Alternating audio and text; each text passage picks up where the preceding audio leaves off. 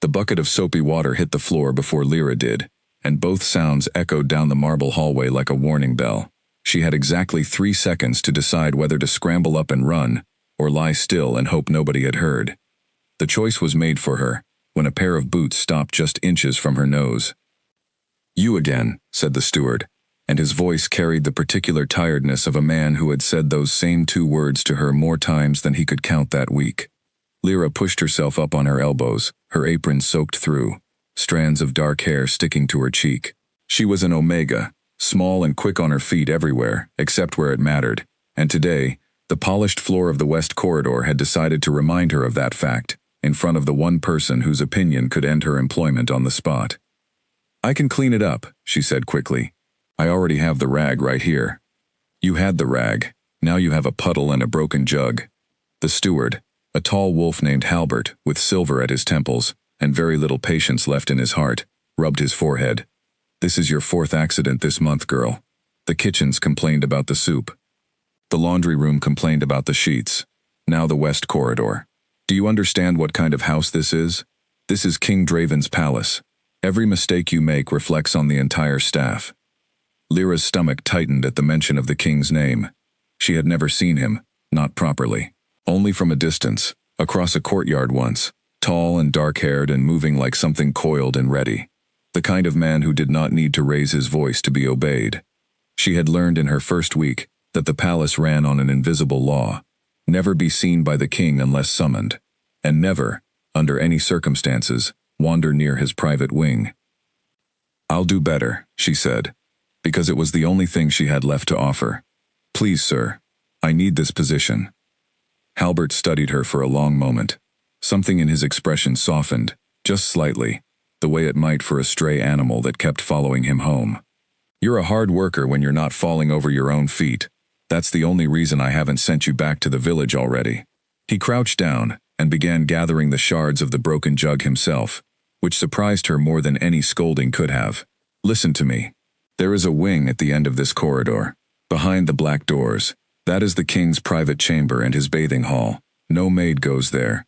Not for cleaning, not for anything. If you have business on this floor, you stay on this side of the fountain statue. Do you understand?" "Yes, sir. I mean it, Lyra. He has killed men for smaller intrusions than a maid wandering where she should not be." Halbert paused, perhaps regretting the harshness of his own words when he saw her face go pale. "Not that he would harm you. He is not cruel to servants. But he does not tolerate carelessness near his private hours, and today of all days you cannot afford another mark against your name." She nodded, gathering the last of the wet rags into her arms, and hurried away before he could change his mind about keeping her on. The truth was that Lyra had not always been clumsy. Back home, in the small Omega village 3 days south of the capital, she had been known for her steady hands, the way she could carry a full basket of white tea leaves down the steep hillside without spilling a single one. Her mother used to say she moved like water finding its own path, but that was before the fire that took the family's small tea farm, before her father's debts came calling, before she arrived at the palace gates with nothing but a letter of recommendation from a distant cousin, and a desperate need to send money home to her 3 younger siblings. She told herself the clumsiness was simply exhaustion. She worked from before dawn until well after the moon rose, scrubbing floors, folding linens, carrying trays up and down staircases that seemed built for creatures with far longer legs than hers. Her hands shook sometimes, not from fear, but from hunger, because she often skipped her own meals to save a little extra for the letters home. Nobody in the palace knew that. Nobody asked.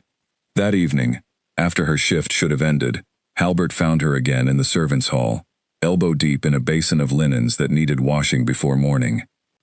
"There's been a change," he said, and something about his tone made her look up sharply.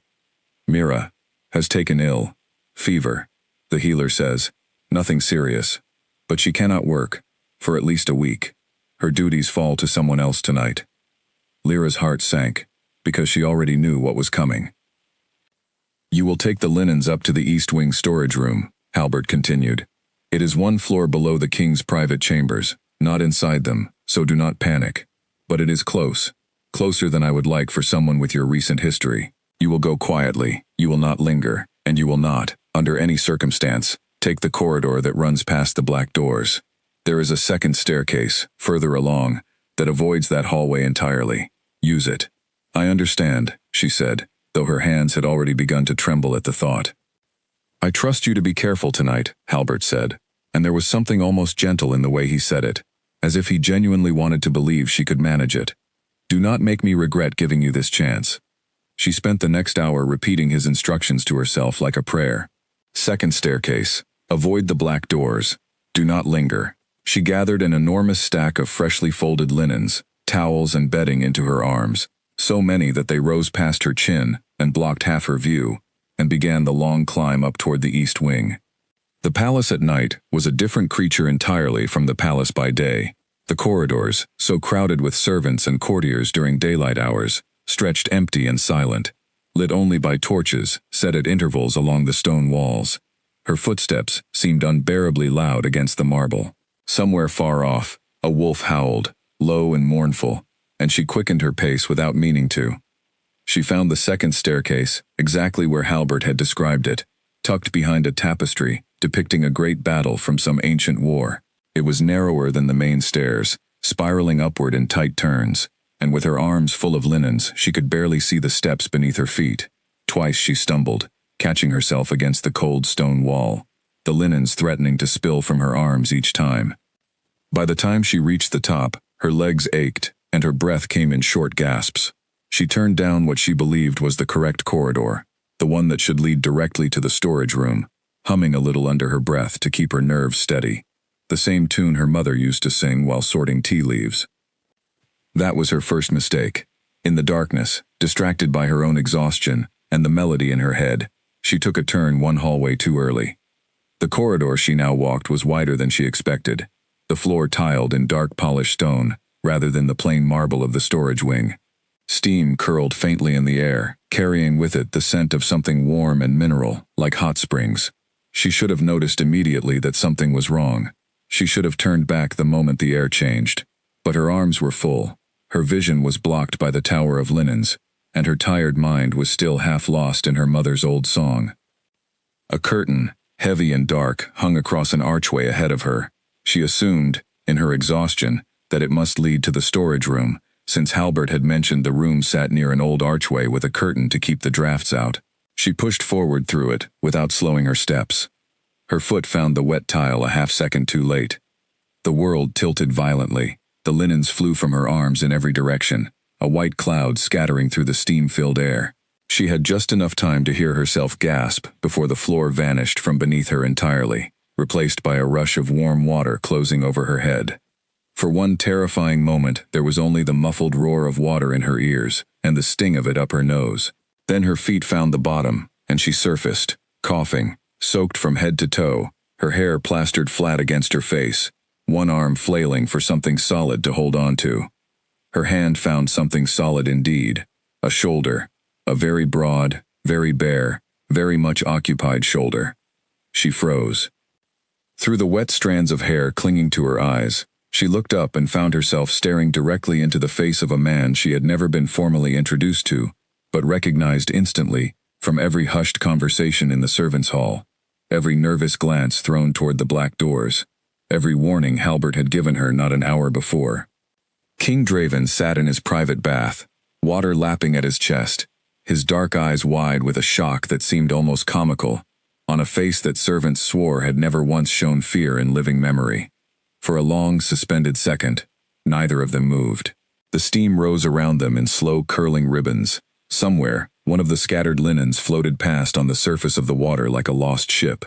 Then something changed in his expression, so fast she almost missed it. His eyes narrowed, not in anger, but in something closer to confusion, as though his own body had reacted to something before his mind had caught up. His nostrils flared slightly. A low sound rumbled somewhere deep in his chest. Not quite a growl, not quite anything she had a name for. Lyra, still clutching his shoulder for balance, felt the blood drain entirely from her face. "I am so sorry," she managed to say, her voice barely above a whisper, though it echoed strangely in the tiled chamber. "I did not know. Please, Your Majesty, I will leave at once." She tried to pull herself back, to put distance between them, but her soaked skirts tangled around her legs, and she nearly went under again. A hand, large and impossibly steady despite the strange tension radiating from him, caught her by the arm, and held her upright without effort. "Do not move," he said, and his voice was low, rough, almost strained, as if he were fighting to keep it even. "Not yet." She stared at him, terrified, certain that this was the moment Halbert's warning would prove true, the moment her clumsiness finally cost her everything. But the king was not looking at her face. His gaze had drifted, unfocused, to the curve of her neck where her wet hair had fallen away, and his jaw was tight, his knuckles white where his hand still gripped her arm. The scent of white tea, faint but unmistakable, one of the last small comforts she carried with her from home, rose from her soaked skin in the warm, humid air of the bathing chamber. It was nothing more than the oil she used in her hair, a habit from her mother's tea farm that she had never given up even after everything else had been taken from her. But to the man holding her arm, it was something else entirely. Something that struck through him like lightning, finding the tallest tree in a storm. Something his wolf recognized, long before his human mind could catch up. Something that made every instinct in his body go suddenly, dangerously still. "Your Majesty?" Lyra whispered, more frightened by his silence now than she had been by the fall itself. Draven released her arm at last, as though burned, and pushed himself back through the water with a speed that sent waves sloshing over the tiled edge of the bath. "Get out," he said, his voice rough and strange. "Now, someone will show you the door." She scrambled from the water as fast as her trembling legs allowed, grabbing what linens she could reach, stammering apologies that he did not answer. By the time she reached the corridor outside, soaked and shaking, 2 guards were already rushing toward the sound of the commotion, and she barely had time to explain herself before Halbert himself appeared, his face a mixture of horror and disbelief. "What?" he said slowly. "Did you do?" "I fell," she said, because there was truly nothing else to say. "I fell into the king's bath." Halbert's mouth opened and closed twice before any sound emerged. Behind the black doors, silence had fallen once more, but it was not the silence of anger. It was the silence of a man trying, and failing, to understand why the scent of a maid's hair had shaken him more deeply than any battle he had ever fought.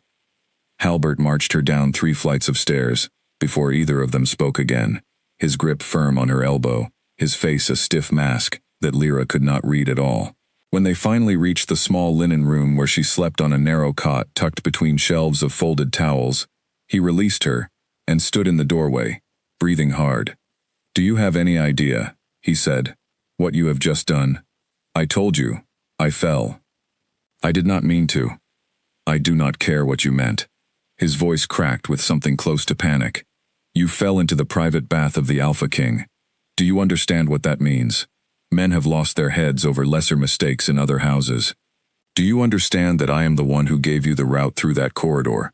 That I am the one who will answer for this if he demands a punishment?" Lyra's stomach twisted with guilt she had not felt since the night her father's tea farm burned to ash. "I will go to him myself and explain. I will tell him it was entirely my fault, that you had nothing to do with it, that I took a wrong turn because I was tired and not paying attention." "You will do no such thing." Halbert pressed his palms against his eyes, as though the pressure alone might undo the last hour. "You will stay exactly where you are put, until someone tells you otherwise. Do you understand me? No wandering, no apologizing, no explaining yourself to anyone above the rank of steward. If the king wishes to have you punished, he will send for you. If he does not, then perhaps, this entire disaster will be forgotten within a week." But it was not forgotten within a week, nor within a day, nor even within the hour, because 2 floors above them, in a chamber still fogged with steam and scattered with abandoned linens, King Draven remained seated at the edge of his bath, staring at the water as though it might explain to him what had just happened to his own body. He was a man who prided himself on control. He had commanded armies before his 25th birthday. He had negotiated peace with 3 warring packs without raising his voice once. His wolf, the fierce and ancient creature that lived beneath his skin, had been leashed and disciplined since childhood, trained to obey his will in every circumstance, no matter how much blood was in the air or how loud the drums of battle grew. And yet a single scent, faint and fleeting, carried on the skin of a frightened, soaking wet maid, had made that same wolf surge forward, with a force he had never once experienced in his life. He rose from the water slowly, wrapping himself in the robe left folded on the bench beside the bath, and walked to the window. Outside, the moon hung low and full over the palace gardens, and somewhere beyond the stone walls, an owl called out into the darkness. He pressed his palm flat against the cold glass and forced himself to breathe. White tea, that was the scent, he was almost certain of it, mixed faintly with something warmer beneath it, something that belonged entirely to her and no one else. He had encountered thousands of Omegas in his years as king, had stood close enough to countless court ladies during formal introductions to know every common perfume worn in the kingdom. He had never once felt anything close to what had gripped him the moment that Maid's arm brushed against his shoulder. His wolf, usually a quiet presence content to let him rule, now paced restlessly at the edges of his mind, demanding something he did not yet have words for. Find her. Keep her close. The thought arrived unbidden, and refused to leave, circling through him with an intensity that unsettled him more than any threat from a rival pack ever had. He summoned his personal guard captain within the hour, a broad-shouldered wolf named Corwin, who had served him since boyhood, and had learned, over the years, to ask very few questions when his king's voice carried a particular edge. "The maid who fell into my bath tonight," Draven said, his back still turned toward the window. "I want to know her name." Corwin, who had already heard 3 different versions of the story from 3 different servants on his way up the stairs, hesitated only briefly before answering. "The stewards are already discussing her dismissal, Your Majesty. Shall I have her sent to you for judgment?" "No." The word came out sharper than he intended, and Corwin's eyebrows rose slightly at the force of it. Draven forced his voice back into something calmer. "No judgment, no dismissal. I only want her name and her position within the household. Nothing more." "As you wish." Corwin bowed and left without further comment, though the curiosity in his expression was impossible to hide entirely. Meanwhile, in the linen room below, Lyra had changed into her only dry set of clothes, and now sat on the edge of her cot, knees drawn up to her chest, replaying the last hour over and over in her mind. She could still feel the warmth of the water, the solid strength of the shoulder she had grabbed without thinking, the strange stillness that had come over the king's face just before he ordered her out. She had expected fury. She had expected shouting, perhaps even immediate dismissal. What she had not expected was the way his eyes had gone distant and unfocused, the way his voice had roughened, as though something inside him had been caught off guard by her presence rather than offended by it. She told herself it did not matter. Whatever strange moment had passed between them, she was still a maid, and he was still the king, and nothing about that arrangement would ever change no matter how his eyes had looked at her in that steam-filled room. Her only concern now was survival. If Halbert's warnings held any truth, she might wake tomorrow, to find herself packed onto a cart bound for the village, her family's desperate need for coin left unmet, her siblings' hopes for a better winter, crushed along with her own. Sleep did not come easily that night. She lay awake listening to the distant sounds of the palace settling, footsteps in far corridors, the occasional creak of old wood shifting in the cold. When exhaustion finally pulled her under, her dreams were filled with warm water and steam, and a pair of dark eyes that refused to look away. Morning arrived far too soon. She woke to the sound of the linen room door creaking open, and for one heart-stopping moment she was certain the guards had come to escort her from the palace grounds entirely. Instead, it was only Halbert, his face pale, and drawn from what appeared to be a sleepless night of his own. "There has been a decision," he said, without preamble, and Lyra sat up so quickly her head spun. "Am I to be sent away?" "No." Halbert's confusion was written plainly across his face, as though he himself did not understand the words he was about to speak. "You are being reassigned, effective immediately." Her heart sank all over again, certain this must be some quieter form of punishment, a demotion to the worst duties the palace offered, before her eventual dismissal. "Reassigned where?" "To the East Wing," Halbert said slowly, "near the king's private study. You are to assist with the cleaning and organization of the rooms surrounding his personal quarters during the daytime hours." Lyra stared at him, certain she had misheard. "Near his study?" "But last night I was told never to go near that part of the palace at all." "I am aware of what you were told, because I am the one who told you." Halbert's voice carried an edge of genuine bewilderment now, the professional composure he usually wore like armor cracking just slightly at the seams. "This order did not come from me. It came directly from the king himself, delivered by his guard captain not an hour ago. You are to report to the East Wing this morning. And you are, apparently, not to be reprimanded further for last night's incident. That makes no sense, Lyra said, voicing the exact thought running through both their minds. Why would he want me anywhere near him after what happened? I have served in this household for over 20 years, Halbert said, and I have never once seen anything like this. Kings do not forgive intrusions into their private chambers. They certainly do not reward the person responsible with a promotion to work closer to their own quarters. He studied her carefully, the way one might study a puzzle missing several key pieces. Whatever happened in that bathing chamber last night, girl, you would do well to be very, very careful. Lyra dressed in silence, her hands trembling not from exhaustion this time, but from something closer to dread, mixed with a confusing thread of curiosity she did not want to examine too closely. As she made her way through the corridors toward the east wing, other servants stopped their work to stare at her, whispers following in her wake like a cold draft. She heard fragments as she passed. The girl who fell into his bath. Reassigned this morning, if you can believe it. He must be planning something terrible for her. Why else keep her close? Some claim she must have bewitched him somehow, that no ordinary maid survived such an intrusion without severe punishment, let alone earned a promotion from it. By the time she reached the east wing, her nerves were stretched thin as thread. A younger maid named Odette, sweet-faced and nervous herself, was assigned to show her the new duties, though even Odette's hands shook slightly as she demonstrated how to arrange the fresh linens in the study's small adjoining chamber. Everyone is talking about you, Odette whispered as they worked, glancing repeatedly toward the closed door that led to the king's private study, behind which the low murmur of his voice could occasionally be heard discussing matters of state with some visiting official. Nobody has ever been reassigned this close to his quarters before, not in all my years here.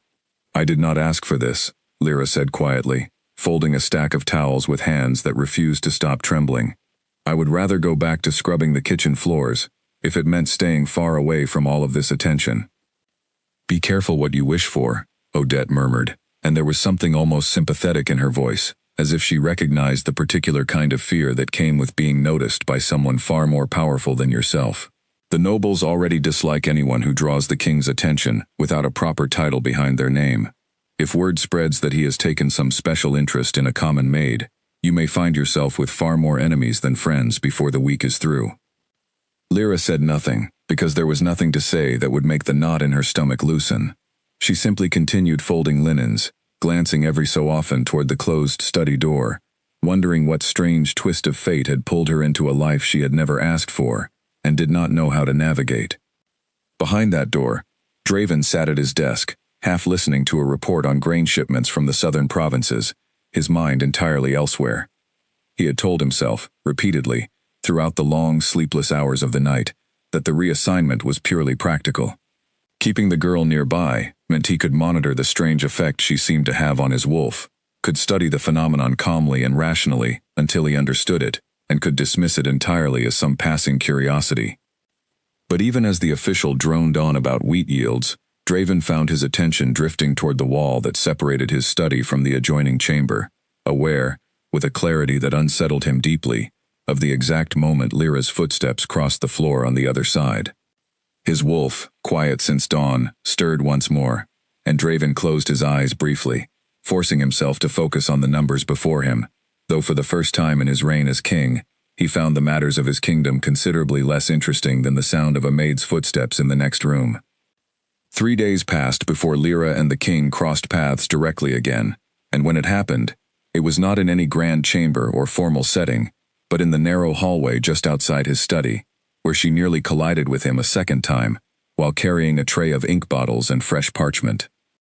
She heard his footsteps a moment too late, turned the corner too quickly, and felt the tray begin to tip from her hands before she could steady it. A large hand caught the edge, before a single bottle could shatter against the stone floor. You have a talent for finding trouble in corridors, Draven said, and though his voice carried none of the roughness from that night in the bath, there was something quieter beneath it, something almost amused. Lyra's face burned red as she took the tray back from him, careful not to let their fingers brush. I am told it is my one great skill, Your Majesty. I apologize. Do not apologize for existing, he said, which struck her as a strange thing for a king to say to a servant, though she did not dare comment on it. He studied her for a moment longer than necessary, his dark eyes moving briefly to the loose strands of hair falling near her neck, before he seemed to catch himself and look away. "Continue with your work." He walked past her without another word, but Lyra noticed, as she resumed her path down the corridor, that he paused, just around the corner, standing motionless for several seconds, before continuing on his way, as though something had rooted him briefly to the spot. These small encounters became a strange and quiet rhythm over the following days. He would pass her in a hallway and slow his steps just slightly. She would drop something in her nervousness, and he would catch it before it hit the ground, his reflexes far faster than any ordinary man's had any right to be. Neither of them spoke of the bathing chamber again, though the memory sat between them in every exchange like an unspoken guest. Lyra told herself repeatedly that this was simply how kings behaved with servants they found mildly curious, that there was nothing more to it than a passing interest that would fade once the novelty wore off. She focused instead on her work, on sending her small wages home each week, on the letters from her mother that arrived every few days, full of gratitude and worry in equal measure. But the palace, as palaces always did, noticed everything. It was Odette who first warned her that the whispers had grown sharper, less curious, and more suspicious. "They are saying you must have some trick, some charm you learned from your village," she said one evening, as they folded linens together in the small storage room. "Nobody understands why he keeps finding reasons to walk past this wing so often. He never used to take this route to his council chambers before you arrived." "I have done nothing to encourage it," Lyra said, though even as she spoke the words, she was uncertain whether they were entirely true. There was something about the king's presence that unsettled her in a way she could not fully name, a pull she felt even when she tried hardest to ignore it. The true test of the palace's patience came on the night of the autumn banquet, an event held each year to honor visiting nobles from the neighboring territories, and to strengthen alliances between pacts. Lyra had no reason to attend such an event, of course, her duties confined strictly to the preparation of the hall, rather than any presence within it. She spent the afternoon helping arrange floral centerpieces and polishing silverware alongside a dozen other maids, expecting to retreat to the kitchens the moment the guests began arriving. But a shortage of serving staff meant several maids, Lyra included, were pressed into carrying trays of refreshments through the crowded hall once the banquet began. She moved carefully among the tables, weaving between silk gowns and polished boots, doing her best to remain invisible among the sea of nobility. She had nearly completed her circuit of the room when a visiting alpha lord, heavily perfumed and clearly several cups deep into the evening's wine, caught her wrist as she passed his table. "And what is this?" he said, his grip tightening as he pulled her closer, his voice slurred, but his intent unmistakably clear. "A pretty little thing, hiding among the serving staff. Come, sit with me a moment." "My lord, I have duties to attend," Lyra said, trying to pull her wrist free without causing a scene, painfully aware of the eyes beginning to turn in their direction. "Duties can wait." His grip only tightened further, and there was a hard edge beneath his amused tone now, the kind of entitlement that came from men who had never once been told no in their lives. "I am a guest of honor tonight. Surely you would not deny a guest of honor a little company." Lyra's heart pounded as she searched the room for Halbert, or any familiar face who might intervene. But the crowd was thick, and the music loud, and no one seemed to notice her distress, except for the lord's own companions, who watched with amused smirks rather than any intention of helping. Then, quite suddenly, the temperature of the room seemed to drop. She felt it before she understood what was happening, a heavy stillness settling over the nearby tables, conversations dying mid-sentence, as heads turned toward the raised dais at the front of the hall. King Draven had risen from his seat, and though he had not shouted, had not even raised his voice above a normal speaking tone, the sheer weight of his presence seemed to press down upon the entire room like an approaching storm. "Release her," he said, and though the words were simple, there was something ancient and commanding beneath them, a note that made every wolf in the room instinctively lower their gaze. The lord's grip on Lyra's wrist loosened immediately, his face draining of color, as he realized, perhaps for the first time since arriving, exactly whose attention he had drawn. "Your Majesty, I meant no disrespect. I was simply—" "You were simply forgetting yourself in my hall," Draven said, descending from the dais with slow, deliberate steps that carried far more menace than any shout could have managed. "This maid serves under my roof." You would do well to remember that hospitality extends only as far as respect allows. The Lord released her wrist entirely and stumbled back a step, bowing low. His earlier confidence entirely evaporated. Of course, Your Majesty. My apologies. Draven's gaze lingered on Lyra for one brief moment. Checking, she realized, that she was truly unharmed, before he turned back to address the wider hall with a calm authority that settled the room's nerves as quickly as his arrival had shattered them. Enjoy the evening. The banquet resumed, though the conversations that followed carried a very different tone than before. Lyra retreated to the kitchens as quickly as she could manage, her hands still shaking, her wrist bearing the faint red marks of the Lord's grip. It was there, in the relative quiet of the kitchen, that she allowed herself to finally process what had just happened. The king, ruler of an entire territory, commander of armies, had risen from his own banquet in front of every noble guest in attendance to defend a common maid from a drunken lord's advances. Such a thing was unheard of. Servants endured far worse indignities every year at such gatherings, without a single noble ever intervening on their behalf, let alone the king himself.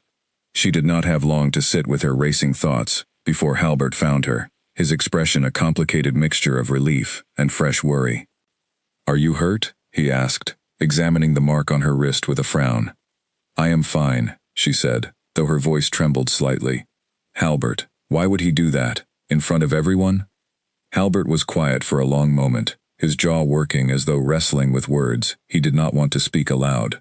"I do not know," he admitted finally, "but I have served 3 kings in my lifetime, and I have never once seen any of them rise from their own banquet to defend a servant's honor before an entire hall of nobles. Whatever is happening between you and him, girl, it has gone far beyond a simple curiosity." Word of the incident spread through the palace faster than any fire could have managed, reaching every corner of the household by the following morning. The nobles who had witnessed it whispered among themselves about favoritism, about the strange and unprecedented attention the king had shown a common maid not once but twice now. Some found it scandalous, others found it fascinating, but among a small circle of the palace's highest-ranking omegas, the reaction was neither scandal nor fascination, but something far colder and more calculating. Lady Seraphine, daughter of one of the kingdom's oldest and most influential families, had spent the better part of 3 years cultivating her position as the court's most likely candidate for the king's eventual queen. She had attended the banquet that night in a gown of deep emerald silk chosen specifically to catch Draven's eye, and instead had watched, with growing disbelief, as his attention fixed entirely on a serving maid across the room. She did not confront Lyra that night, nor the next, choosing instead to watch quietly from a distance, gathering information the way a spider gathers silk, patient and precise, waiting for the perfect moment to act. But in the privacy of her own chambers, surrounded by her closest confidants, her calm composure cracked just enough to reveal the sharp edge of ambition beneath it. "This will not continue," she said quietly, staring out over the moonlit gardens below her window. "Whatever strange fascination he has developed for that girl, it ends before it becomes something neither of us can undo." And far across the palace, in his private study, King Draven sat awake long into the night, staring at nothing in particular, his wolf finally, quietly satisfied for the first time in days, though the man wearing its skin understood, with a growing sense of unease, that satisfying his wolf and protecting his kingdom might soon become 2 very different, very difficult things to balance. Lady Seraphine did not act rashly. She had learned, over years spent navigating the delicate politics of court life, that patience always outperformed haste. Instead of confronting Lyra directly, she began by gathering allies among the household staff, quietly offering favors and small kindnesses to servants who might prove useful, planting seeds of doubt about the maid who had somehow caught the king's eye. Within a week, Lyra noticed the change in how people treated her. Where once she had simply been ignored, or occasionally pitied for her clumsiness, now she found herself the subject of pointed stares and hushed conversations that stopped the moment she entered a room. A senior maid named Greta, who had once shown her genuine kindness during her first weeks at the palace, now barely acknowledged her presence at all. "They think I have done something wrong," Lyra confided to Odette one afternoon, as they worked together, folding fresh sheets in the linen room. "As if any of this were something I asked for." "It does not matter what you asked for," Odette said gently. though her own eyes carried a flicker of worry. It only matters what people believe, and right now, half this palace believes you have somehow bewitched the king into forgetting his duty to choose a proper match. I have done nothing but fall into a bath and get grabbed by a drunken lord, Lyra said, frustration finally breaking through her usual quiet composure. Neither of those things were within my control. Odette said nothing, because there was nothing comforting she could offer that would not sound hollow. The truth of court politics rarely cared about fairness. Meanwhile, Lady Seraphine had moved her efforts beyond the servants' quarters and into more powerful circles. She approached her father, Lord Ashford, a man whose family had provided military support to the crown for 3 generations, and whose influence within the king's council could not be easily dismissed. The girl is a distraction, Seraphine explained to her father over a private dinner, choosing her words with the precision of someone who had rehearsed them many times before. A common maid with no family name, no proper training, no understanding of the responsibilities that come with royal attention. If this continues, it will embarrass the crown before every allied territory. Lord Ashford, a shrewd man who valued his family's position above nearly everything else, agreed to raise concerns with the king's council at the next scheduled meeting. It was a small step, but a calculated one, designed to plant the suggestion that the maid's presence in the palace had become a liability rather than a curiosity. The council meeting took place 3 days later, and though Lyra had no knowledge of the discussion happening behind closed doors, its effects reached her before the day was through. She was in the East Wing, arranging fresh candles in the study's adjoining chamber, when a formal notice arrived from the Household Administration Office. It informed her, in the cold, precise language of bureaucracy, that her position was being reassigned once again, this time to a distant outpost 3 days' travel from the capital, where additional staff were reportedly needed to manage a smaller estate belonging to a minor branch of the royal family. Lyra read the notice twice, her hands trembling, before Halbert found her standing frozen in the hallway, the paper still clutched in her fingers. This came from the council, he said grimly, having already seen a copy delivered to his own office. Not from the king directly. Someone with influence pushed this through while he was occupied elsewhere. Can they do that? Reassign me without his knowledge? Technically, household staffing decisions fall under the council's authority unless the king personally intervenes. Halbert's expression darkened further, which suggests someone timed this deliberately, hoping to move you out of the palace before he even learns what has happened. Lyra felt something cold settle in her chest, not entirely fear, though fear was certainly part of it. There was also a strange, unexpected sting of loss at the thought of leaving, one she did not fully understand, and did not have time to examine, because Halbert was already moving, his jaw set with sudden determination. I will not deliver this news quietly, he said. Whatever games are being played here, I have served this household long enough to know when something has been done improperly. Stay here, do not pack anything yet. He returned within the hour, his expression unreadable, and informed her only that the matter had been brought to the king's attention, and that she was to remain in the palace until further notice. He offered no further explanation, and Lyra did not press him for one, though the relief that flooded through her at his words told her far more about her own feelings than she was ready to admit. What Halbert did not tell her, because he himself had not witnessed it directly, was the scene that had unfolded in the council chamber that afternoon, when Draven learned of the reassignment order. He had been reviewing reports on the eastern border patrols when Corwin entered, hesitant in a way that immediately set Draven on edge, and informed him of the paperwork already processed and awaiting only the final administrative signature before Lyra would be sent away within the week. Draven had gone very still, the report in his hands forgotten entirely. Who authorized this? The council, Your Majesty. Lord Ashford raised concerns about staffing distractions within the household, and the matter was approved through standard administrative channels, before anyone thought to consult you directly. The silence that followed stretched long enough that Corwin shifted uncomfortably where he stood, uncertain whether to speak again or wait for his king's reaction. When Draven finally rose from his desk, his movements were controlled, deliberate, the careful control of a man forcing himself not to let his anger show too plainly.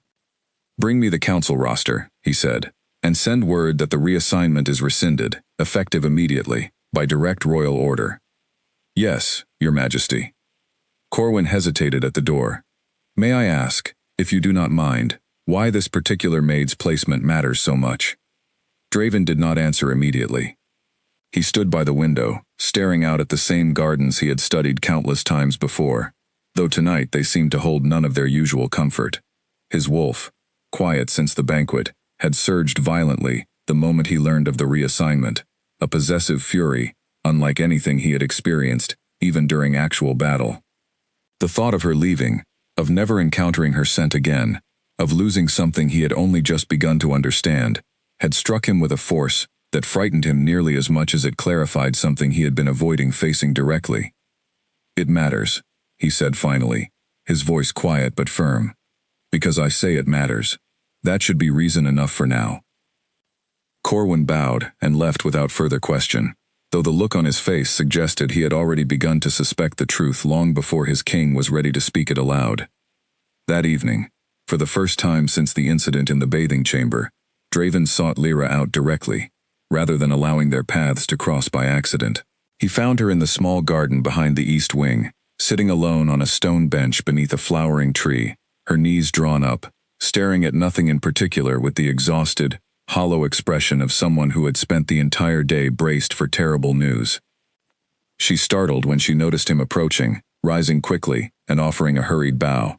"Your Majesty, I did not expect—" "Sit," he said, and though the word carried its usual quiet authority, there was something gentler beneath it tonight. "Please." She hesitated, then lowered herself back onto the bench, careful to leave a respectful distance between them, as he took a seat at the opposite end. For a long moment, neither of them spoke, the only sound the soft rustle of leaves overhead, and the distant call of some nocturnal bird, settling in for the night. "I heard about the reassignment," he said finally. "I was told it has been rescinded," she said quietly, "though I do not fully understand why any of this happened in the first place. Someone within my council believed your presence here had become complicated." He chose his words carefully, aware of how much and how little he was ready to reveal. They were not entirely wrong. Lyra glanced at him, uncertain how to respond to something so honest, coming from a man who had every reason to remain distant and formal with someone of her station. "I never wished to cause trouble for you, Your Majesty. If my presence here creates difficulties, I would understand if it were better for me to leave quietly on my own." "No." The word came out sharper than he intended, and he softened it almost immediately, exhaling slowly before continuing. "No, that is not what I want." The honesty in his voice startled her more than any command could have. She studied his face in the moonlight, filtering through the tree branches above them, searching for some explanation in his expression, though all she found was a quiet, careful vulnerability that seemed entirely at odds with everything she had believed about kings and their armored hearts. "Then what do you want?" she asked softly, and the question hung between them in the cool night air, heavier than either of them had expected it to be. Draven did not answer right away. He simply looked at her, his dark eyes holding hers in the dim light, and for the first time since that night in the bathing chamber, Lyra felt something stir within her own chest that she did not have the courage yet to name. He did not answer her question that night.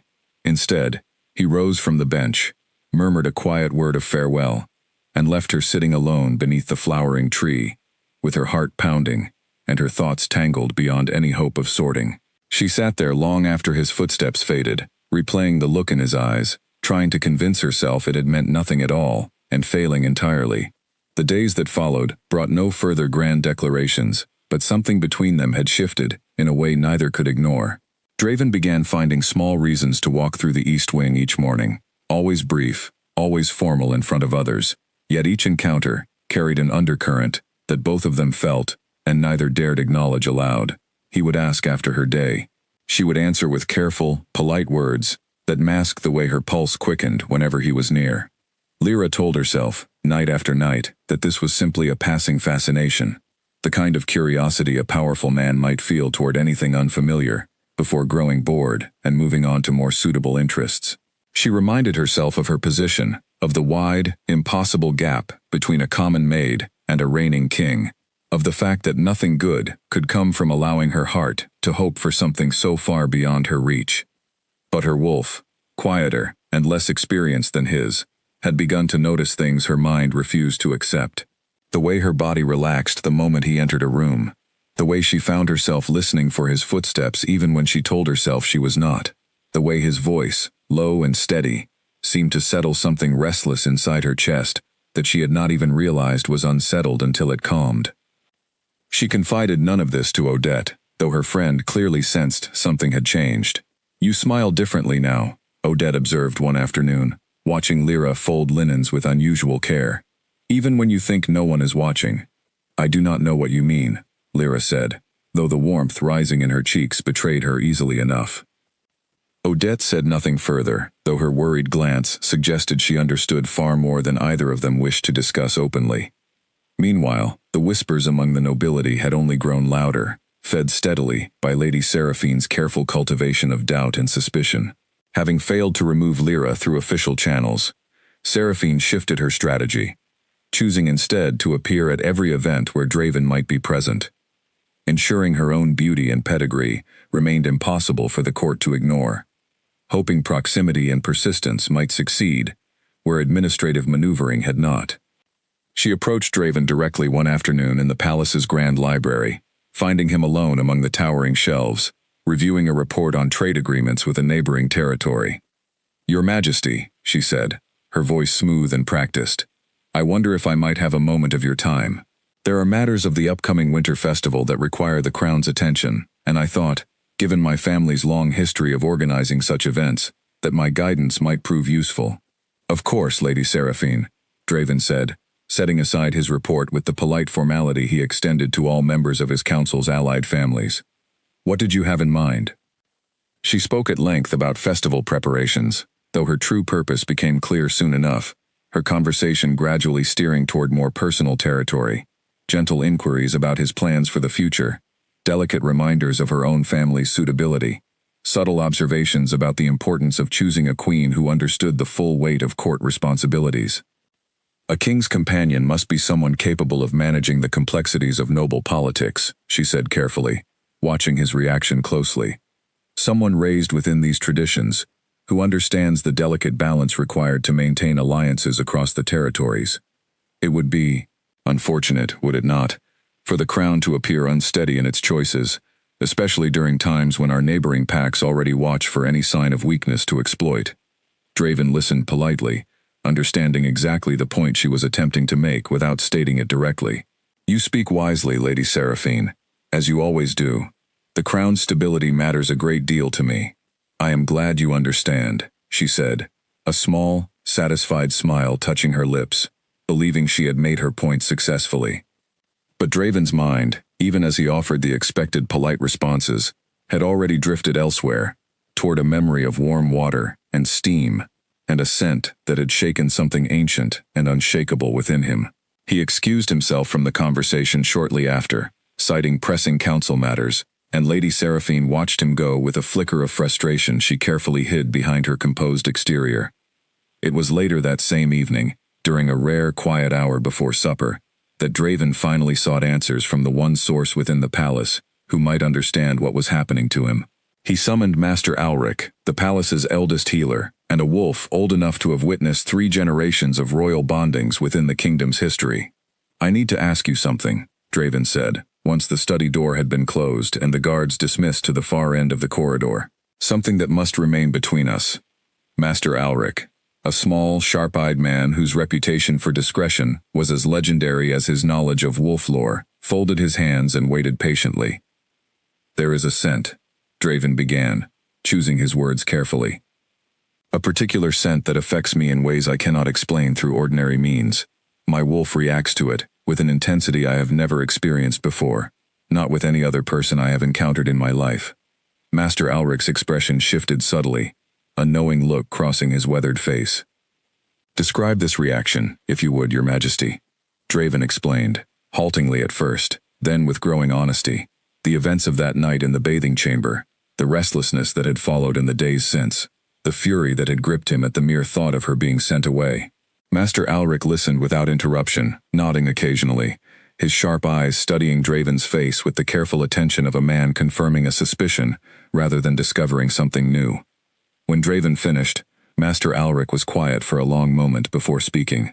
"What you describe, Your Majesty, is not merely fascination or passing attraction. It is the recognition of a true mate bond, a connection far rarer than most wolves ever experience in their lifetime. Draven's chest tightened at the words, though he had already begun to suspect something close to this truth in the quiet hours of his sleepless nights.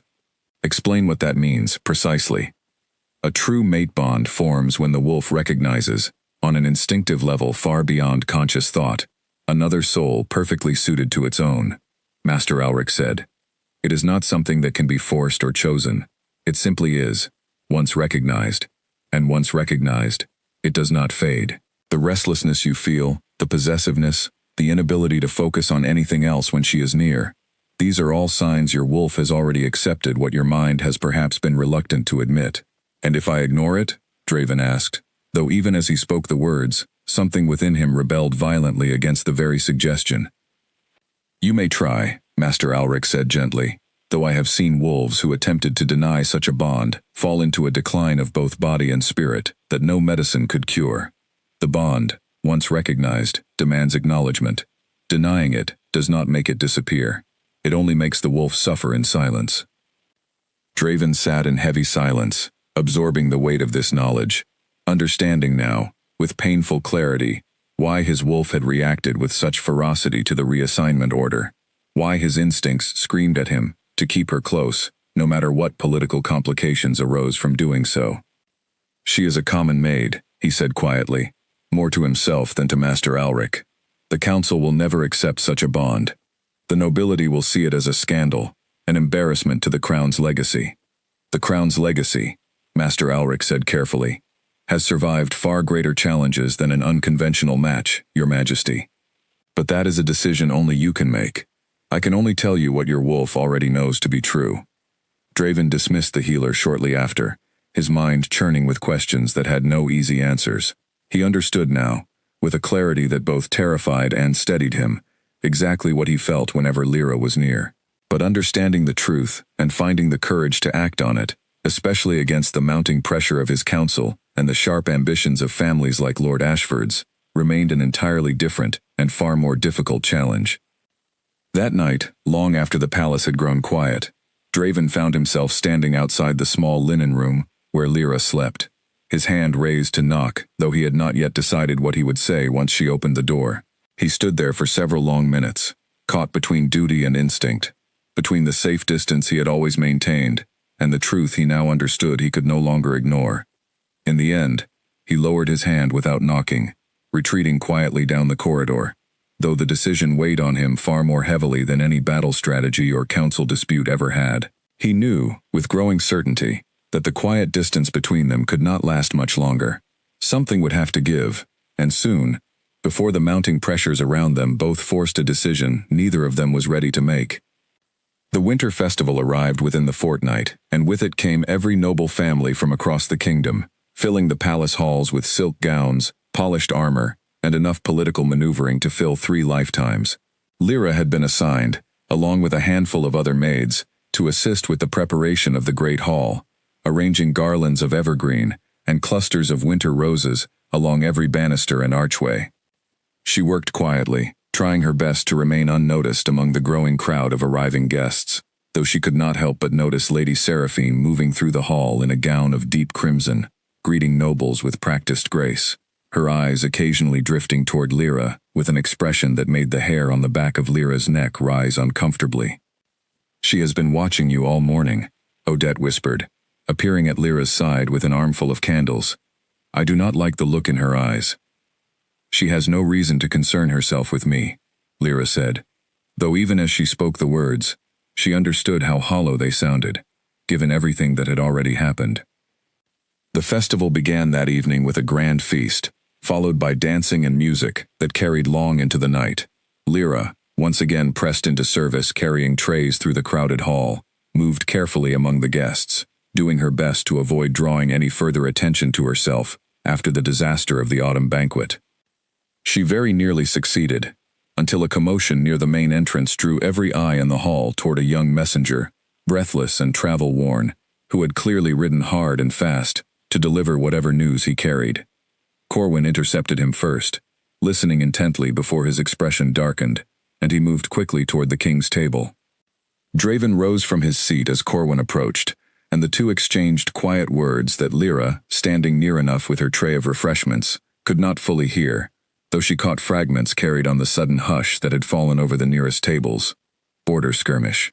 Neighboring territory testing our defenses. Casualties reported. The festival's joyful atmosphere shattered instantly. Draven addressed the hall with the calm authority Lyra had witnessed once before at the autumn banquet, though tonight his voice carried a graver weight. I am afraid, urgent matters require my immediate attention. Please, continue to enjoy the festivities. My council and I will address this matter, and return with an update before the evening concludes. He retreated to his private council chamber with Corwin and several senior advisors, and the hall buzzed with anxious whispers in his absence. Lyra, though she had no official reason to remain nearby, found herself drawn toward the corridor outside the council chamber, unable to shake the worry twisting in her chest. She was not alone in her concern.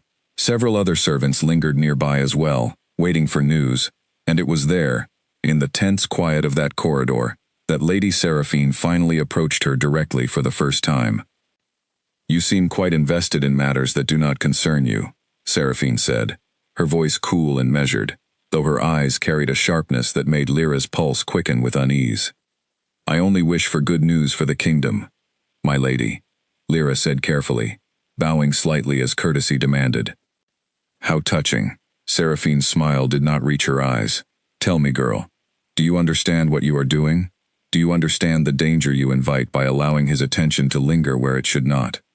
I have not asked for his attention, Lyra said quietly.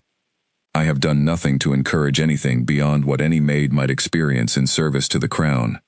And yet here you stand, waiting outside his council chamber, like a woman with far more claim to concern than her station allows. Seraphine stepped closer, her voice dropping to something colder and more dangerous. Let me be clear with you, since kindness has clearly failed to convey the message. Whatever strange fascination has taken hold of him, it will pass. It always passes, and when it does, you will be left with nothing but the enemies you have made along the way, while I remain exactly where I have always been, ready to take my rightful place at his side. I wish you nothing but happiness, my lady, whatever the future holds, Lyra said, keeping her voice steady despite the trembling in her hands. But I cannot control his choices, nor would I try to. Seraphine studied her for a long moment, something calculating flickering behind her eyes, before she finally turned and walked away without another word, leaving Lyra standing alone in the corridor, with her heart still pounding from the confrontation. The council meeting stretched on for nearly an hour, before Draven finally emerged, his expression grave but controlled. He addressed the returning guests with careful diplomacy, assuring them that the border matter, while serious, was being handled through appropriate military channels, and posed no immediate threat to the capital itself.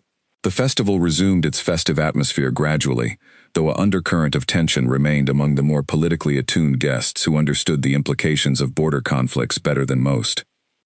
It was well past midnight before Lyra finally finished her duties and made her way back toward the linen room, exhausted from the long night of carrying trays and dodging the watchful eyes of nobles who had grown increasingly aware of her presence throughout the evening.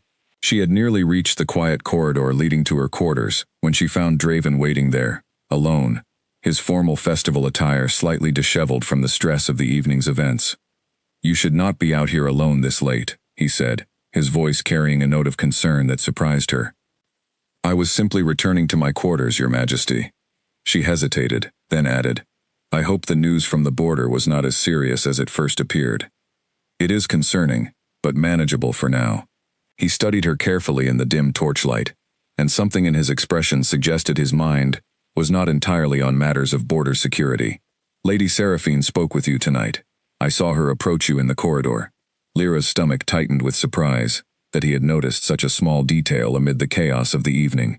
It was nothing of consequence, Your Majesty. I doubt that very much.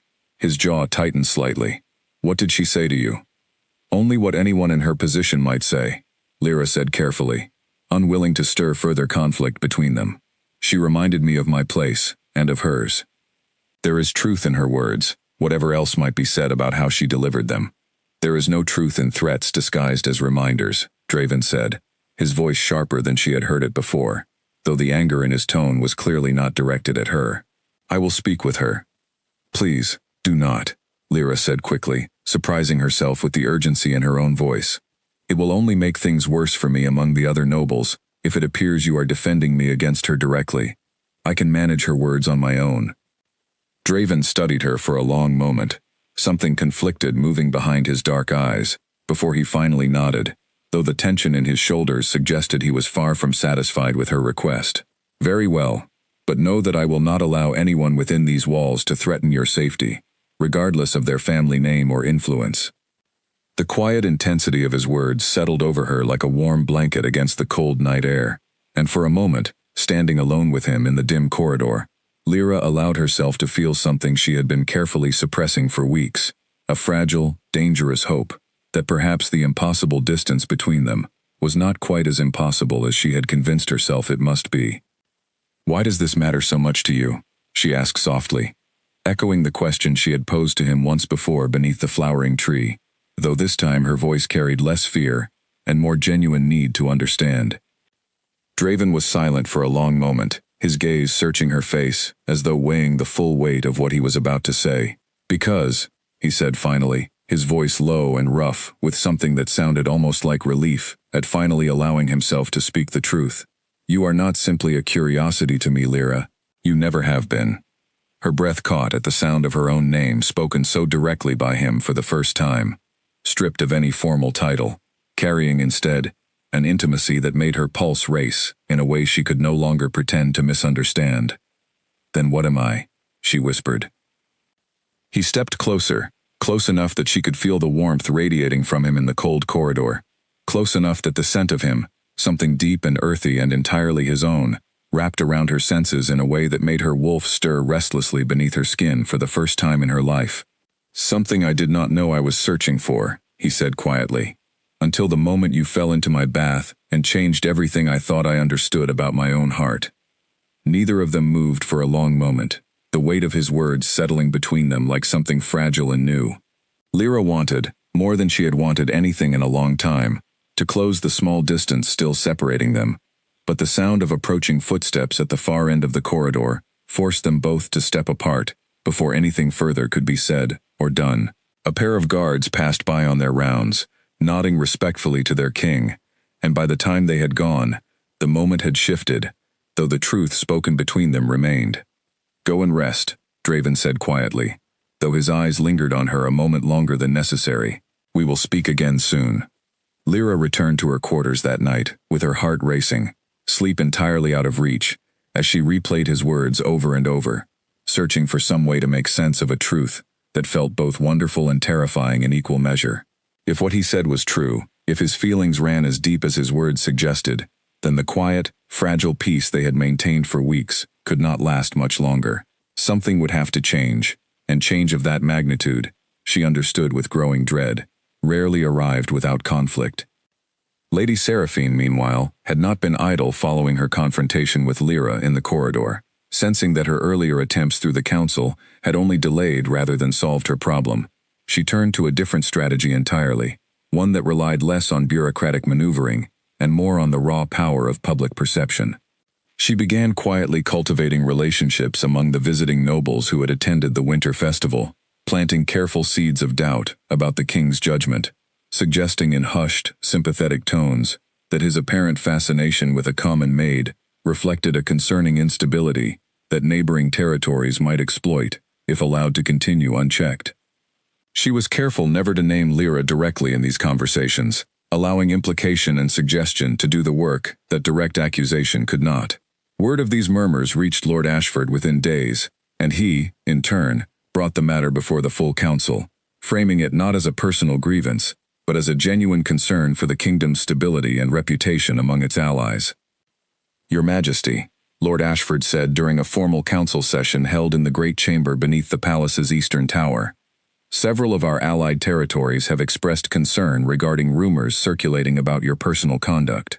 While I understand these matters are private, the perception of instability at the crown's highest level poses genuine risk to the alliances your father worked so hard to build." Draven sat at the head of the long council table, his expression carefully neutral despite the anger simmering beneath his composed exterior. "And what precisely are these rumors, Lord Ashford?" "That your Majesty has developed an inappropriate attachment to a servant within the palace," Ashford said bluntly, apparently deciding that directness might serve his cause better than further circling the subject.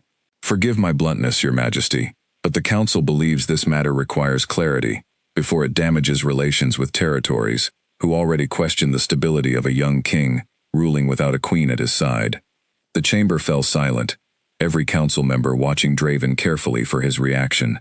He allowed the silence to stretch for a long moment, gathering his thoughts before responding with the calm, measured authority that had served him well in every previous confrontation of his reign. "I appreciate the Council's concern for the kingdom's stability," he said finally. "However, I would remind every member present that my personal affairs remain precisely that, personal, until such time as I decide otherwise. The alliances my father built were founded on strength and honor, not on rumors spread by those with personal ambitions of their own." His gaze flicked briefly, deliberately, toward Lord Ashford, and though he said nothing further explicit, the implication was clear enough that several council members shifted uncomfortably in their seats. "With respect, Your Majesty," Ashford pressed, undeterred, "the matter of succession and the stability of the crown's bloodline cannot remain entirely personal. Your father, may his memory be honored, understood the importance of a proper match, one that strengthens rather than complicates the kingdom's standing among its neighbors." "My father also understood," Draven said, his voice hardening just slightly, "that a king who allows his council to dictate matters of the heart soon finds himself with very little heart left to call his own. This meeting is concluded." He rose from the table before further debate could continue, leaving the council chamber in a state of unsettled murmuring that would undoubtedly reach every corner of the palace before the day's end. Corwin fell into step beside him as he strode down the corridor, his expression carefully neutral, though his eyes carried obvious concern. "That will not be the end of it, Your Majesty," Corwin said quietly. "Lord Ashford does not raise concerns in open council without already having a plan for what follows." "I am aware," Draven said grimly, "which is precisely why I need you to increase the guard presence around the East Wing, discreetly, without drawing unnecessary attention. I do not trust that this matter will remain confined to whispered rumors and council debates for much longer." His instincts proved correct within days. Lord Ashford, having failed to move Draven through direct confrontation, shifted his efforts once more toward a subtler and more dangerous approach, this time working through connections within the household staff itself, to gather any information that might be used to discredit Lyra entirely, hoping that if the maid herself could be shown unfit or untrustworthy, the king's attachment might crumble under the weight of scandal. It was Odette who first noticed the strange questions being asked among the kitchen staff, subtle inquiries about Lyra's background, her family, whether any past mistakes or hidden shames might exist that could be used against her. "Someone is asking about you," Odette warned her one evening, her voice hushed with genuine alarm. "One of the newer kitchen maids, though I suspect she has been put up to it by someone with far more influence than herself. They wanted to know about your family, your village, whether there was any trouble before you arrived here."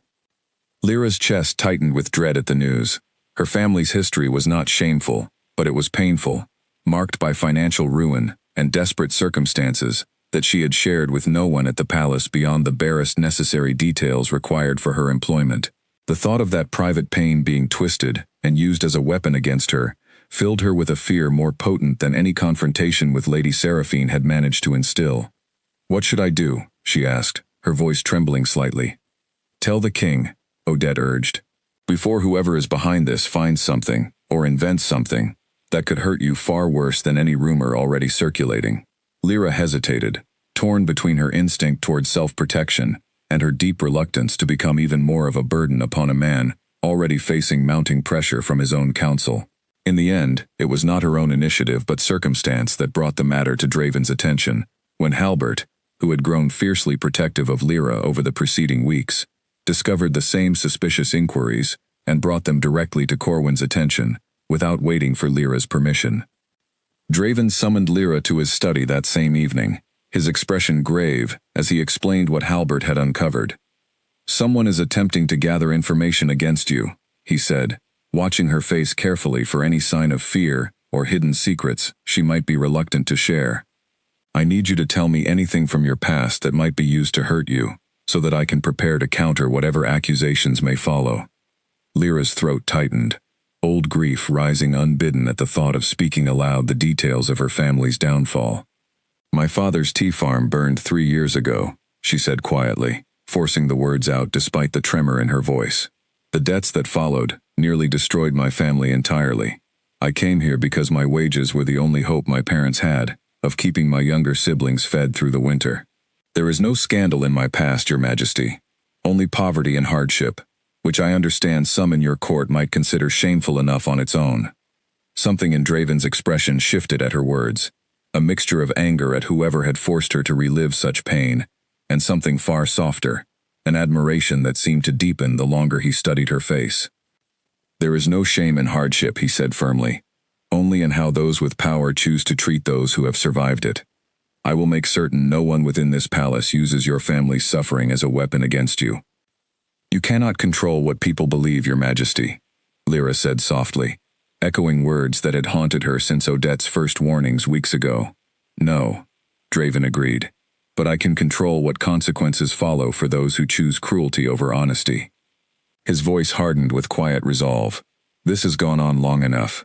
I intend to address the matter directly, before the council, before the entire court if necessary, rather than allowing whispers and schemes to continue eroding what should be a simple truth." "What truth is that?" Lyra asked, though some part of her already suspected the answer, hoped for it even as fear coiled tightly in her chest, at the enormity of what such a declaration might mean for both their futures. Draven crossed the room, and took her hands gently in his own, his dark eyes holding hers with a steadiness that left no room for doubt. "That you are not merely a servant within these walls, Lyra. You are my mate, recognized by my own wolf beyond any question or doubt, and I intend to make that truth known to every soul in this kingdom, regardless of what price it costs either of us to speak it aloud." Lyra stood frozen, her hands trembling within his steady grip, the word mate settling over her like something too large to hold all at once. She had heard stories, of course, growing up in her village, tales of true bonds so rare that most wolves live their entire lives without ever encountering one. She had never imagined, not for a single moment, that such a story could belong to her. "You cannot mean that," she whispered, though even as she spoke, some deep, instinctive part of her recognized the truth of his words, the same restless pull she had felt in his presence for weeks, finally finding a name she had been too afraid to consider. "I have never meant anything more clearly in my life," Draven said, his thumb brushing gently across her knuckles. "My wolf recognized you the moment you fell into that water. I have spent every day since fighting against a truth I already understood, telling myself it was impossible, inconvenient, dangerous for us both. But I am done fighting it, Lyra. I do not wish to fight it any longer. Your council will never accept this," she said, voicing the fear that had haunted her since the very first day Halbert warned her away from his private wing. "Lord Ashford, Lady Seraphine, the entire nobility, they will see this as a scandal that weakens the crown, not strengthens it." "Let them see whatever they wish," Draven said, though the tightness in his jaw revealed he understood the difficulty of the path ahead, far better than his confident words suggested. "A king who cannot claim his own true mate for fear of political inconvenience is no king worth the crown he wears." Despite the fierce conviction in his voice, Lyra could not shake the weight of dread settling over her, and in the days that followed, that dread proved entirely justified. Word of Draven's private declaration, though shared only between the two of them, somehow reached the ears of Lady Seraphine within days, likely through a servant, loyal enough to Ashford's household to report every scrap of gossip overheard near the king's study. Whether the details were exact or embellished mattered little by the time they spread through the court, growing with each retelling, until the entire nobility buzzed with the scandalous claim that the king intended to name a common maid as his true mate. Lady Seraphine's response was immediate and calculated. She called upon her father, upon Lord Ashford, upon every ally she had cultivated throughout her years at court, gathering them together in a coalition determined to prevent what they viewed as a catastrophic mistake before it could be formally announced. The confrontation came sooner than either Draven or Lyra anticipated, during a hastily convened council session that Lord Ashford insisted upon, citing urgent matters requiring the full council's immediate attention. Draven, sensing the coming storm, insisted that Lyra attend as well, over her own frightened protests, believing that whatever was about to unfold deserved to be faced directly, rather than decided in her absence. The council chamber was fuller than Lyra had ever seen it, every senior noble family represented, their expressions ranging from curious to openly hostile, as she entered at Draven's side, dressed in a simple gown Odette had helped her prepare that morning with trembling hands. "Your Majesty," Lord Ashford began without preamble, rising from his seat the moment the doors closed. "Rumors have reached this council, regarding your intentions toward this maid.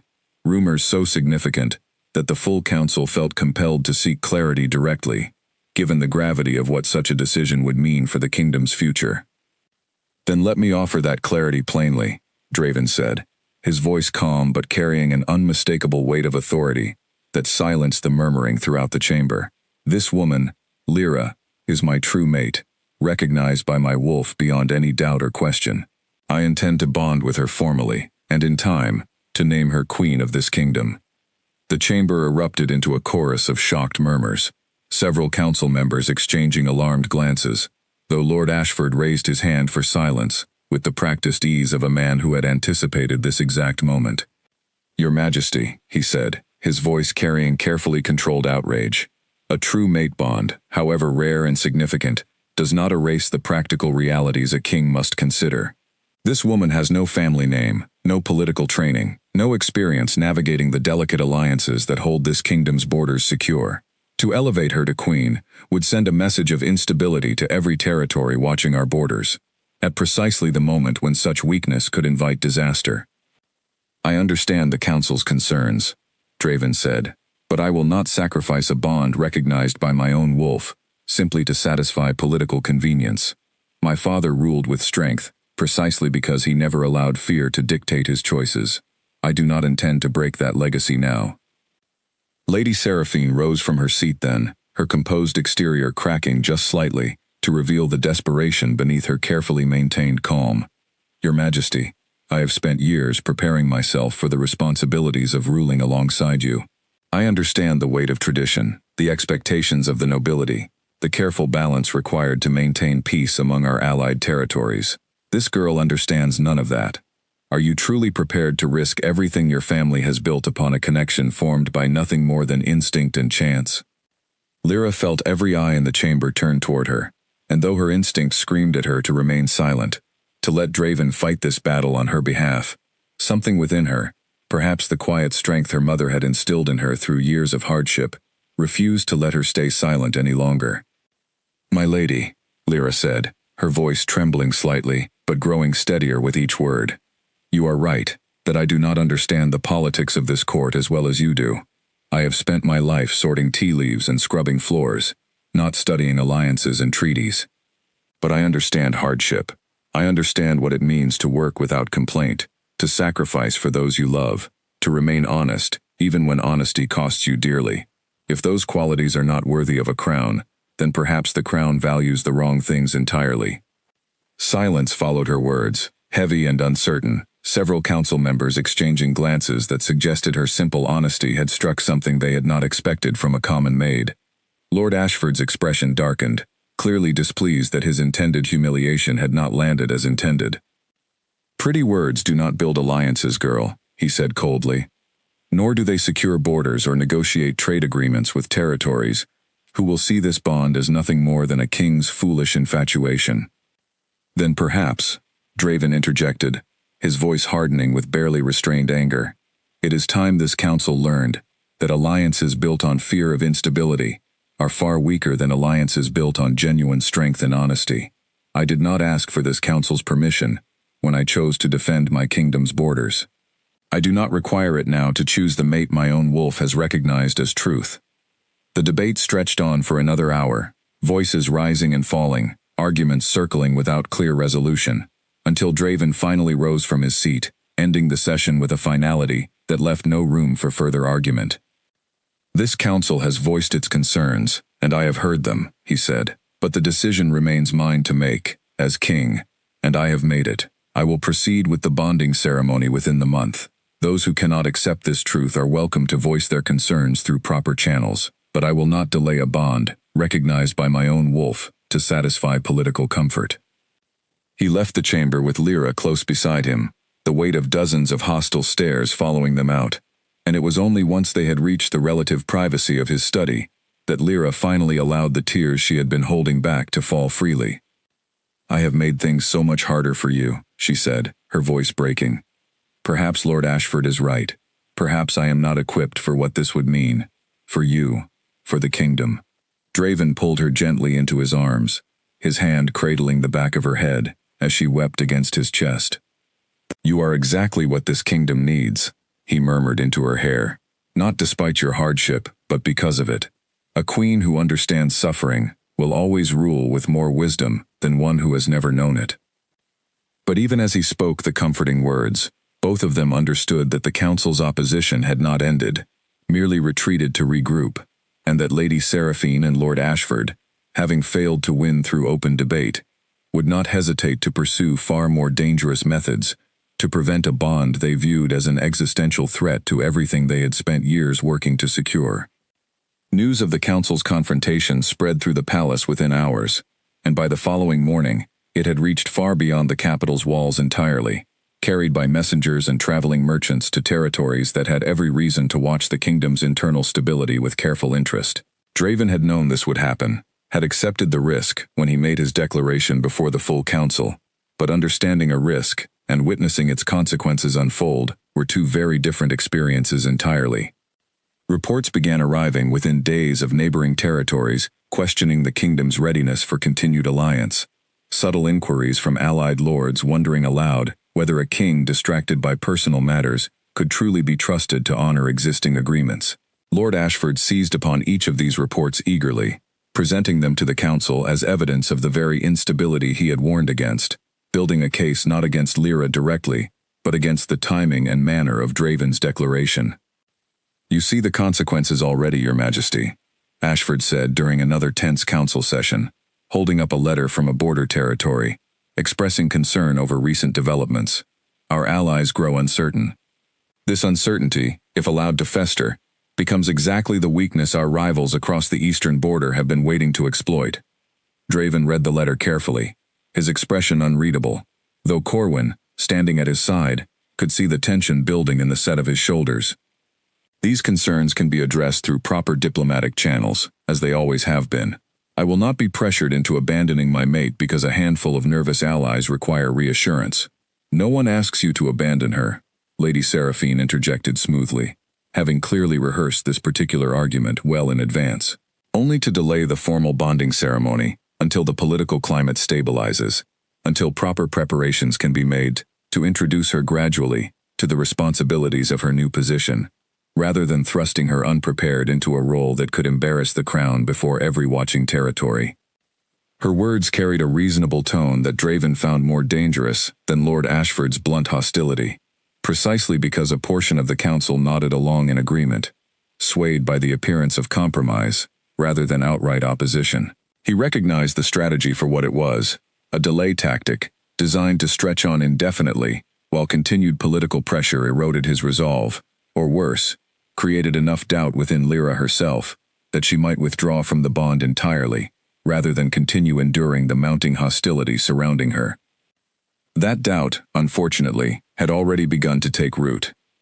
Lyra had not attended this particular council session, having grown increasingly aware that her presence only seemed to inflame tensions further, but she heard every detail from Odette that evening, delivered with the same worried expression her friend had worn for weeks now. "They are saying you should step back," Odette said quietly, helping Lyra fold linens with hands that trembled slightly from more than just physical exhaustion. "Not permanently, they claim, only until things settle. But I do not trust that kind of patience from people like Lord Ashford." Lyra said nothing for a long moment, her hands stilling over the fabric in her lap. The weight of the past weeks had settled heavily upon her, the whispers, the suspicious inquiries into her family's past, the open hostility from half the court, and now this newest pressure threatening to delay indefinitely something that had already cost Draven so much political capital to declare openly. "Perhaps they are right," she said finally, her voice barely above a whisper.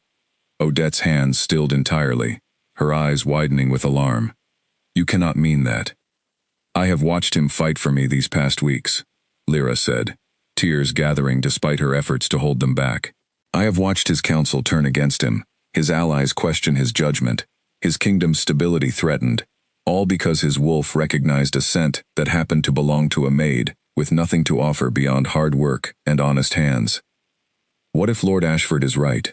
What if I truly am not equipped for what this would require of me? You are equipped for far more than any of them give you credit for, Odette said firmly. I have watched you these past months, Lyra. You have endured more hardship in your short life than half the nobles in that council chamber will face in their entire pampered existence. And you have done so, with a grace and honesty that put their scheming to shame. Do not let their fear convince you that you are the problem here. Despite her friend's fierce reassurance, the doubt continued to grow within Lyra over the following days, fed by every hostile glance from passing nobles, every whispered conversation that stopped abruptly when she entered a room. She began to withdraw slightly from Draven, offering shorter answers during their brief encounters, avoiding the private moments they had shared so freely just weeks before, until even he could not fail to notice the change in her demeanor. He found her one evening in the palace gardens, sitting alone beneath the same flowering tree where their first honest conversation had taken place weeks earlier, her expression distant and troubled in a way that immediately set his instincts on edge. You have been avoiding me, he said, settling onto the bench beside her, though he was careful to leave space between them, sensing something had shifted that required patience rather than pressure. I have been thinking, she said quietly, about what is best for you, and for your kingdom. His jaw tightened at the implication behind her words. And what conclusion have you reached? She hesitated, staring at her hands folded tightly in her lap. Perhaps Lady Seraphine is right. Perhaps a delay would serve everyone better, would give the council time to adjust, would spare you the constant conflict that has followed since your declaration. I do not wish to be the reason your kingdom suffers, Draven. The use of his given name, rare and precious between them, softened the anger that had begun rising in his chest, replacing it with something far more urgent. Look at me, he said gently, and when she finally raised her eyes to meet his, he saw the exhaustion and fear she had been carrying alone for days. Do you believe, in your heart, that our bond is wrong? No, she admitted softly. I believe it is the truest thing I have ever known. But belief does not erase the damage this conflict is causing around us. Then let me carry that burden, Draven said firmly, taking her hands in his own. You are not responsible for the fears of frightened nobles clinging to old traditions out of habit rather than wisdom. I chose this path knowing full well the resistance it would bring. I do not regret that choice, not for a single moment, and I will not allow you to sacrifice our future simply to spare me a difficulty I willingly accepted. Tears slipped down her cheeks, despite her efforts to remain composed. I am frightened, Draven, not of the bond itself, but of failing you, of failing your kingdom, of becoming exactly the embarrassment Lord Ashford predicts I will be. You could never embarrass me, he said, his voice rough with an emotion he made no effort to hide. The only embarrassment I fear is a kingdom too small-minded to recognize true strength when it stands directly before them. Give me your trust, Lyra. Not blind trust, but the trust that comes from knowing I will fight for what is right, even when the fighting grows difficult. She studied his face for a long moment, searching for any hint of doubt behind his steady gaze, and found none. Slowly, the fear that had gripped her for days began to loosen its hold, replaced by something steadier and more certain. I trust you, she said finally, and the words, though simple, carried a weight that settled between them, like a promise neither intended to break.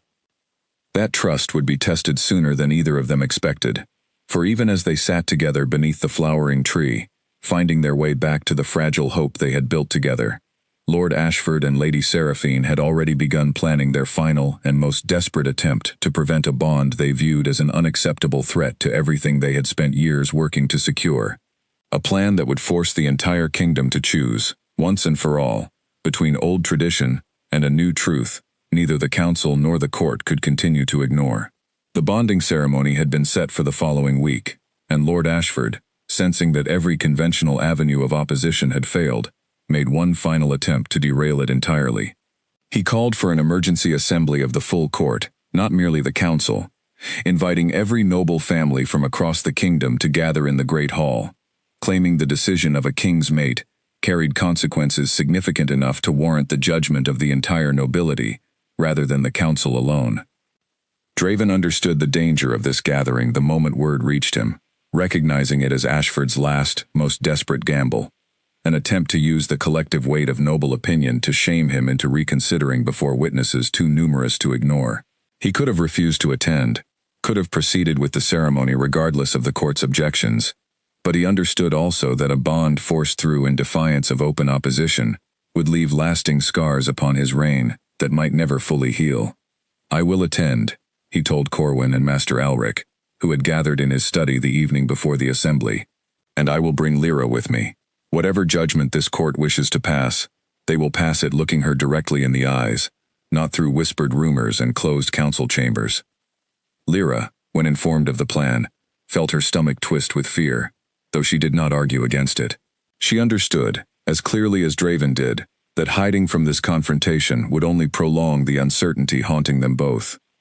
If the truth of their bond was to survive, it would need to survive in the open, before every doubting eye in the kingdom, not in the shadows where whispered doubt could continue to fester unchecked. The great hall, on the morning of the assembly, overflowed with nobility, from every corner of the kingdom, their voices a low murmur of anticipation and speculation, as Draven entered with Lyra at his side, both of them dressed in formal attire that Odette and Halbert had helped prepare with trembling, determined hands the night before. Lord Ashford rose first, his voice carrying easily through the hushed chamber. "Your Majesty, this assembly has gathered to address a matter of grave importance to the kingdom's future. Many among us fear that the bond you intend to formalize risks weakening the very foundations your father built his reign upon. We ask respectfully that you reconsider before proceeding further." Murmurs of agreement rippled through portions of the crowd, though Draven noted, with quiet relief, that not every noble present seemed swayed by Ashford's carefully constructed argument. Several older lords, veterans of his father's reign, watched the proceedings with expressions of thoughtful consideration, rather than outright hostility. "I have heard these concerns many times now," Draven said, his voice steady and carrying easily to every corner of the hall, "and I understand the fear behind them.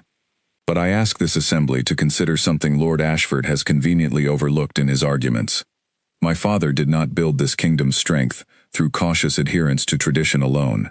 He built it through honesty, through courage, through the willingness to make difficult choices when difficult choices were required."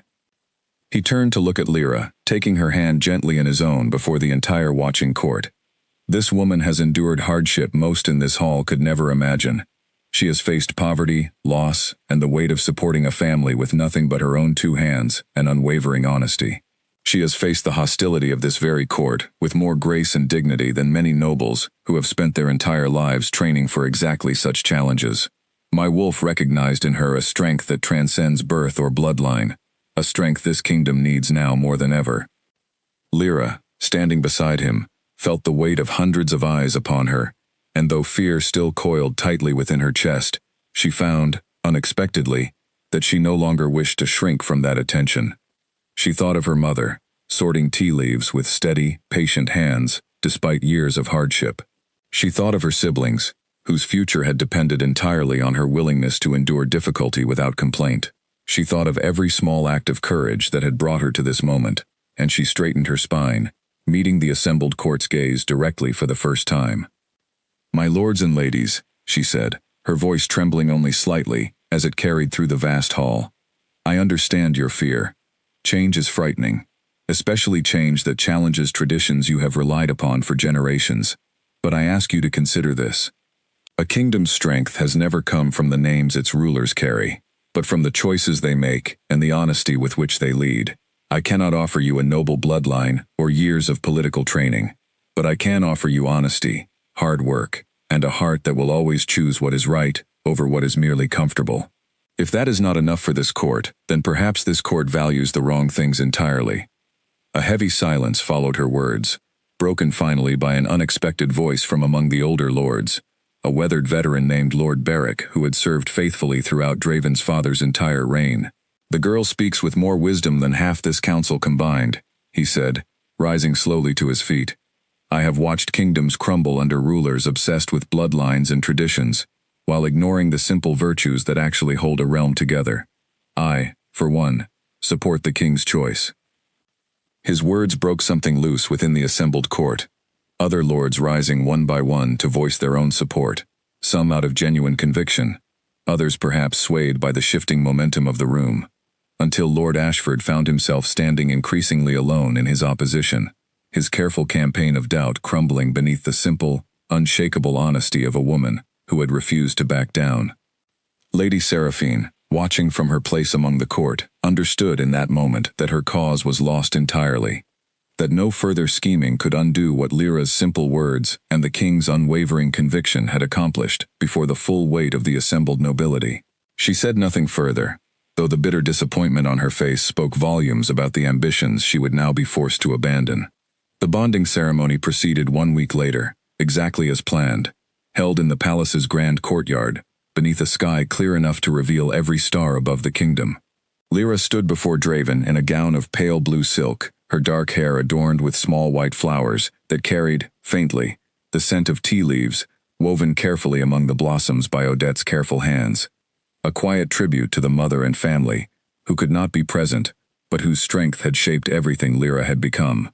Master Alric performed the ancient ceremony, his voice carrying the weight of tradition and ritual as he called upon the old bonds recognized by wolves since the earliest days of their kind. When Draven finally claimed her before the assembled crowd, his wolf finally, completely at peace after weeks of restless longing, a warmth spread through the entire courtyard, felt by every wolf present, an unmistakable confirmation of the true bond being sealed. Lyra felt it too, a deep, settling calm spreading through her own chest, the restless uncertainty of the past months, finally quieting into something steady and sure. She looked up at Draven, tears of joy rather than fear gathering in her eyes, and found him watching her with an expression of such open devotion that any lingering doubt about her place at his side, finally, completely dissolved.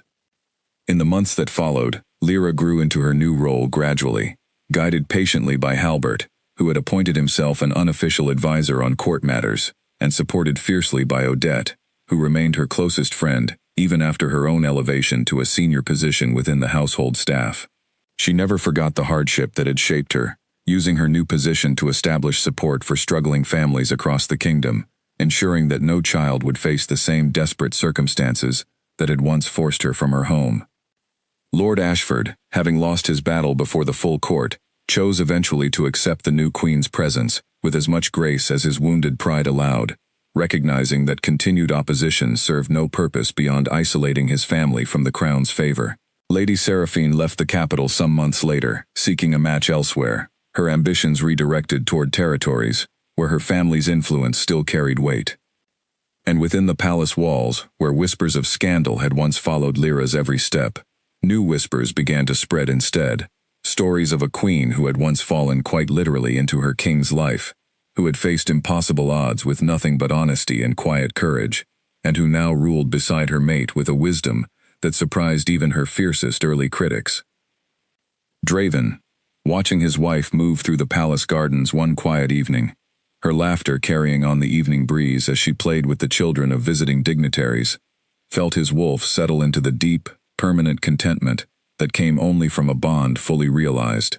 He thought back, often, to that startled moment in his private bath, the scent of white tea rising through the steam, the accident that had upended every careful plan he had once held for his own future.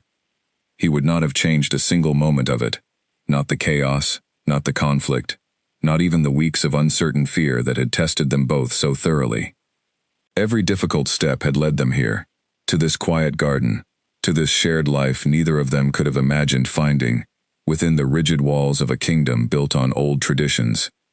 Lyra looked up and caught his eye across the garden, her smile widening with a warmth that still, even now, made his heart race the way it had that very first night. She crossed the distance between them without hesitation, taking his hand in hers with the easy familiarity of a bond fully accepted by both her heart and her kingdom. "What are you thinking about?" she asked softly, resting her head against his shoulder as they watched the last light of evening fade over the palace grounds. "About how grateful I am," Draven said, pressing a gentle kiss to her hair, "that you never learned to walk more carefully." Lyra laughed, the sound bright and genuine, carrying across the quiet garden like the promise of every good thing still waiting for them both in the years ahead. And as the stars emerged one by one over the kingdom they now protected together, the former clumsy maid and the Alpha King stood side by side, no longer separated by the impossible distance of birth or tradition, but joined completely, as true mates always are, by something far stronger than either title or crown could ever provide.